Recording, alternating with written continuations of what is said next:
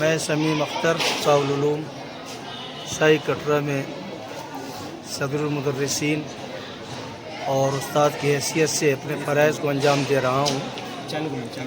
آج دنیا میں جو مدارس سے متعلق لوگوں کے خیالات اور نظریے چل رہے ہیں یہ سراسر غلط اور بیہودہ ہیں۔ ہم تمام دنیا والوں سے یہ گزارش کرتے ہیں، خصوصاً ہندوستان میں بسنے رہنے والے لوگوں سے، کہ وہ آج مدارس کا دورہ کریں اور مدارس کی تعلیمات کو دیکھیں، سنیں اور سمجھیں کہ مدارس کے اساتذہ اور مدارس کے طلباء اور بچے جو آج کل کے حالات ہیں ان سے نمٹنے کے لیے قرآن و حدیث اور دیگر سماجی علوم کے ذریعے ان کو ترقی پر پہنچانے کی کوشش کر رہے ہیں اور ان کا توڑ بھی نکال رہے ہیں۔ جو ہمارے درمیان برے خیالات، برے عقائد پھیلتے جا رہے ہیں، میں سمجھتا ہوں کہ مدارس اس کے لیے ایک بہترین ذریعہ ہے جن کی تعلیمات سے قوم کے بچے روشناس ہو کر پورے ہندوستان نہیں بلکہ پوری دنیا میں اسلام کے عقائد کو پھیلا سکتے ہیں۔ اسلام ہمیشہ رواداری کی تعلیم دیتا آ رہا ہے۔ یہ ایک ایسا مذہب ہے جس میں فرقہ پرستی اور بھید بھاؤ کی کوئی گنجائش نہیں۔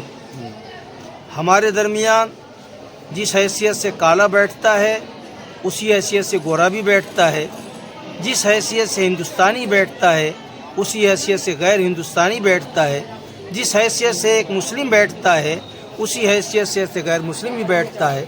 ہمارے درمیان ہماری تعلیمات کے ذریعے کوئی بھید بھاؤ نہیں رکھا گیا، کیونکہ ہماری تعلیمات مبنی ہے قرآن اور حدیث کی تعلیمات پر، جو اللہ تعالیٰ کا کلام ہے۔ اللہ تعالیٰ نے تمام قوموں کو آپس میں بھائی بھائی بتلایا ہے، اس لیے مدارس کی تعلیمات انہی پر زور دیتی ہیں۔ یہاں دہشت گردی اور ملک کے خلاف کسی بھی طرح کی کوئی کوشش نہیں کی جا سکتی اور نہ کرنے کی اجازت دی جا سکتی۔ آج کس طرح کا پروگرام تھا، کیا ہے؟ جی، آج پروگرام اسلامک بچوں کو دینی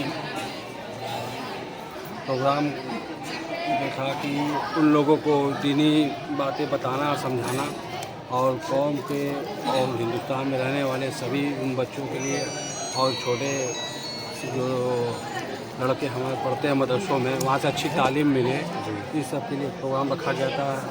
اس پروگرام میں جو بچے تھے 1 سے لے کے 8 تک کے، انہوں نے ایک کمپٹیشن پروگرام دیا تھا۔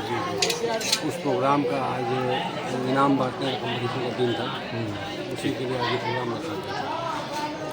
ان بچوں کو جو اس میں پاس ہوئے ان کو مبارکباد، اور جو بیٹھے ہوئے تھے جن کو انعام نہیں ملا ان کو بھی مبارکباد، کہ کم سے کم اس نے حوصلہ بنایا اور اس پروگرام میں بیٹھا۔